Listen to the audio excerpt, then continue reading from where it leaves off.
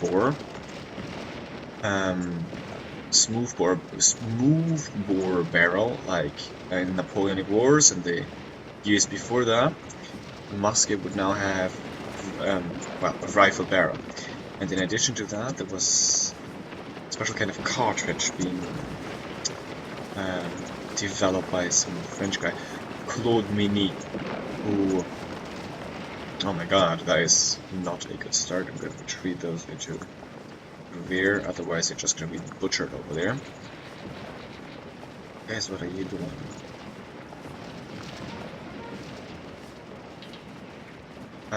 Claude Mini, a Frenchman who developed basically a bullet which would extend in the barrel. So,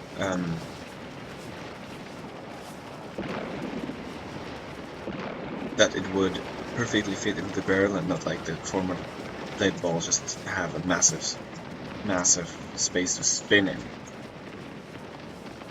Oh my god. These casualties are just enormous already. Like after 2 minutes, certainly, yeah. Anyway, so instead of having an accuracy of maybe before that in the Napoleonic Wars, where people had to basically count more on luck than actually on skill, maybe a lead ball could hit someone more or less accurate on like maybe 50 to 100 yards and could kill on like 200, 250 yards, while mini ball, I don't know, fired on a rifled musket could be fired accurately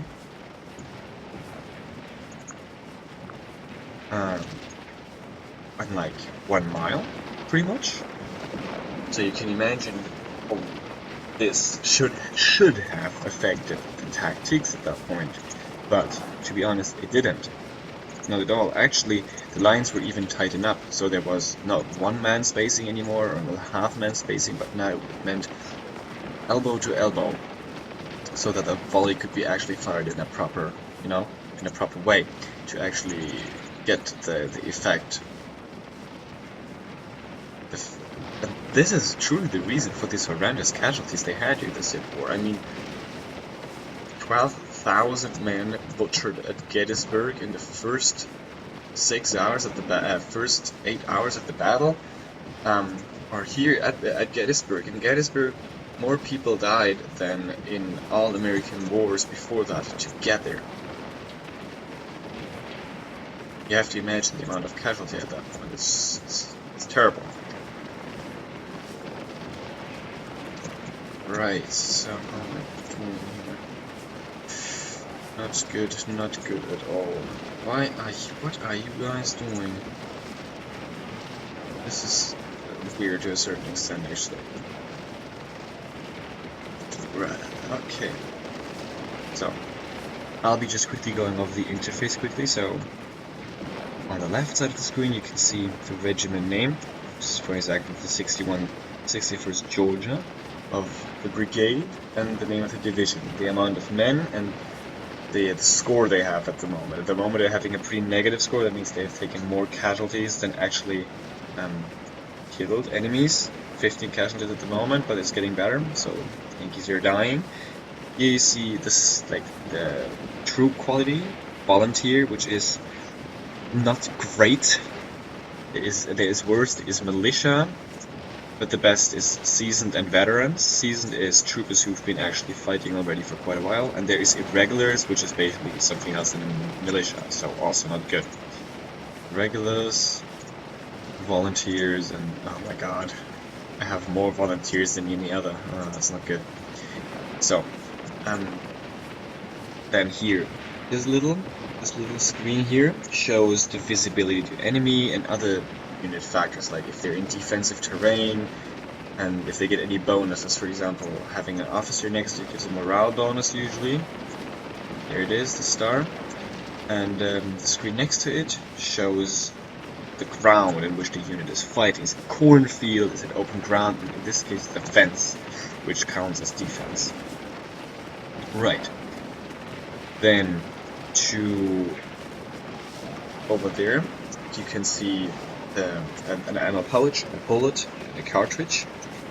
And this shows also what kind of weapon this regiment is equipped with. In this case, an 1853 pattern Enfield out of Great Britain with a range of 160 yards and a reload time of 33 seconds, which is ridiculous and not, well, seems rather unrealistic. Anyway, and the ammo count. Below it you see the green bar, which represents the morale of the units, and this morale bar will go down technically with the more casualties this unit actually takes.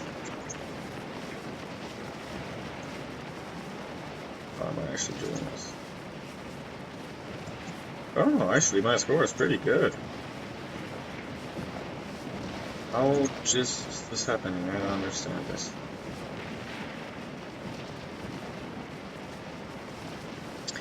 So in this scenario I can basically not get a good score since I am being outnumbered badly on all flanks and my base is just too whole. So the bar below the morale bar is the stamina bar, which basically shows the condition of the troop, if they're fit or if they're really tired. So if they're really tired, they're going to be terrible in melee, they're just going to be killed like flies, and well, basically they can't run anymore. They can just slowly walk or drag themselves on wearily, and also they're getting bad aim because they can't hold the muskets anymore, they're so exhausted. This is actually concerning me now on the flanks. Really concerning me actually on the flanks. How long do you have to hold this? Okay, I'm doing good, I'm doing good, I'm doing good. I'll be winning this. Here, you see some other signs. This unit has to shoot over its friends, and the target is blocked by a friendly unit. These are the signs. There's a lot of signs in this game. Right. So I might be actually able to finish this pretty soon. If I'm not mistaken. I could also speed up the time, which I'm probably not gonna do now since I'm just rather ridiculous, though actually I might bring up a bit.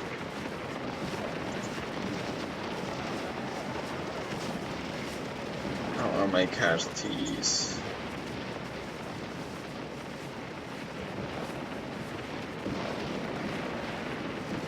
Ooh, man. The amounts of troopers I am losing here, that is just crazy. But here you can see the Union troopers are getting weary and slowly falling back. Same with my troops on the other side.